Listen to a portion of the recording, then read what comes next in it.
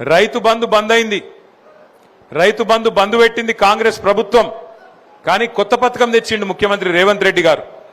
కొత్త పథకం, బ్రహ్మాండమైన పథకం తెచ్చిండు. ఆ పథకం పేరేందో ఎరికేనా మీకు? రైతు బంధు లేదట, కానీ రాహుల్ బంధు ఉందట. రాహుల్ బంధు. రాహుల్ బంధు అంటే ఎరికేనా? సంవత్సరానికి 1000 కోట్లు రాహుల్ గాంధీకి ఇచ్చే రాహుల్ బంధు ఒక్కటి మాత్రం పక్కా ఉన్నది. రైతు బంధు మాత్రం లేదు. 3 సార్లు ఎగ్గొట్టిండు. ఒకసారి కాదు, 2 సార్లు కాదు, ఇది 3వసారి రైతు బంధు ఎగ్గొట్టిండు ముఖ్యమంత్రి. రాహుల్ బంధు అనే పథకం పెట్టి ఆ రాహుల్ బంధు పథకం కింద ఆయన సీటు కాపాడుకునేందుకు గాంధీ కుటుంబానికి, రాహుల్ గాంధీకి పైసలు కమ్మి పడ్డాయట. అందుకే రాహుల్ గాంధీ గారికి సంవత్సరానికి 1000 కోట్లు ఇచ్చి పదవి కాపాడుకుంటాడట ముఖ్యమంత్రి గారు.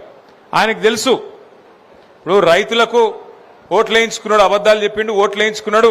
ఇక 5 ఏళ్ళు ఆ సీట్లో కూర్చోవాలంటే ఏం చేయాలి? మరి ఏం చేయాలంటే రాహుల్ గాంధీ గారికి సామంతరాజు లెక్క ఢిల్లీ గద్దెకు కప్పం కడతా ఉండాలి. మరి ఆ కప్పం కట్టాలంటే ఏం చేయాలి? పేదవాళ్ళ భూములు గుంజుకోవాలి.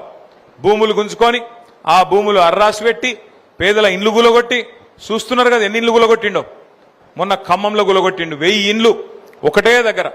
12 ఏళ్ల కిందట పైసా పైసా కూడబెట్టి గరీబోళ్ళు కట్టుకుంటే వాళ్లకు శత్రుదేశం మీదకి దండయాత్రకు పోయినట్టు 1000 మంది పోలీసోళ్ళు, 3000 మంది పోలీసోళ్ళు తెల్లారి 3 గొట్టంగా పోయి ఆ మొత్తం ఇండ్లను నేలమట్టం చేసి, ఒక బాంబు పడితే కదా ఎట్లయితే మొత్తం ఎక్కడికెక్కడ ఛిద్రమైపోతుందో, శిథిలమైపోతుందో, ఖమ్మం పక్కన ఉండే వెలుగుమట్ల అనే ప్రాంతంలో ఆ పరిస్థితుల్లో చిన్నాభిన్నం చేసి పేదల జీవితాల్ని రోడ్డున పాడేసింది కాంగ్రెస్ ప్రభుత్వం.